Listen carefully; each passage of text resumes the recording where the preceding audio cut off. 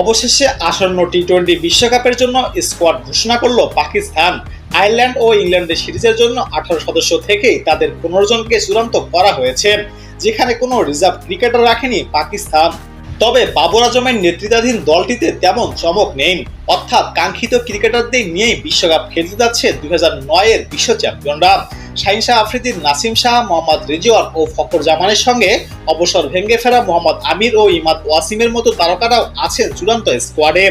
এছাড়াও প্রথমবারের মতো টি-20 বিশ্বকাপ খেলার ডাক পেয়েছেন সাইম আয়ুব, ওসমান খান, আজম খান ও আব্বাস আফ্রিদি। এক বিবৃতিতে দলে থাকা ক্রিকেটারদের নিয়ে পিসিবি জানিয়েছে, এটা তরুণ ও অভিজ্ঞ ক্রিকেটারদের নিয়ে গড়া অনেক বেশি প্রতিভাবান ও ভারসাম্য একটি দল। এখানে থাকা ক্রিকেটাররা একসঙ্গে কিছু সময় ধরে খেলে আসছেন এবং আগামী মাসে শুরু হতে যাওয়া ইভেন্টে বিশ্বকাপের জন্য পুরোদমে প্রস্তুত তারা।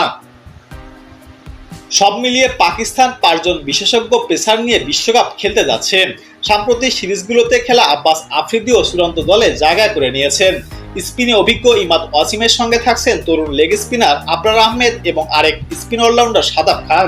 একাদশে সব মিলিয়ে উইকেট রক্ষক আছেন 3 জন। অভিজ্ঞ রিজওয়ানের সঙ্গে আজম খান ও আরব আমিরাতে ছেড়ে আসা ওসমান খানও ধরবেন বিশ্বকাপের বিমান।